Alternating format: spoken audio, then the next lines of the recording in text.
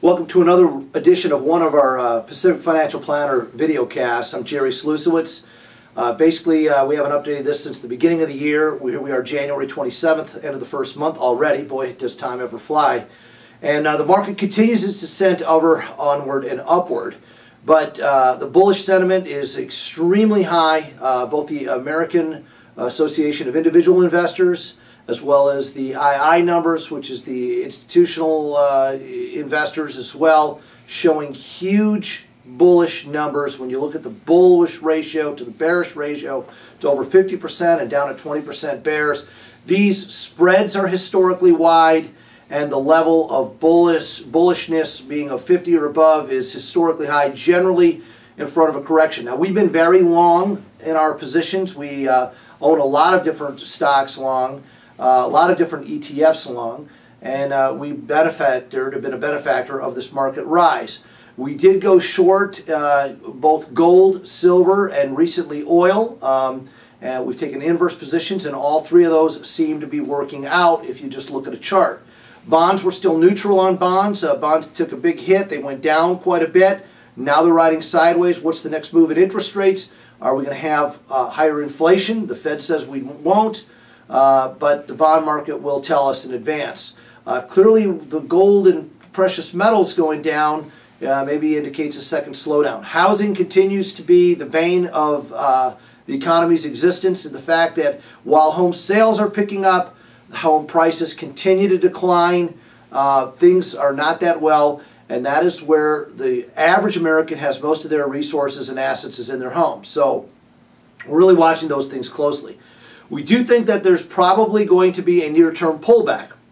With that said, we have not reached the pivot point. We have Dow 13,000. That's now the leading sector. Interesting, since March 2009 low to where we are today, the small cap, mid cap, NASDAQ, S&P, and then Dow in that order were the leaders. So the Dow was lagging. Now, what happened in the month of January is it kind of reversed. Fewer and fewer companies are leading this drive higher.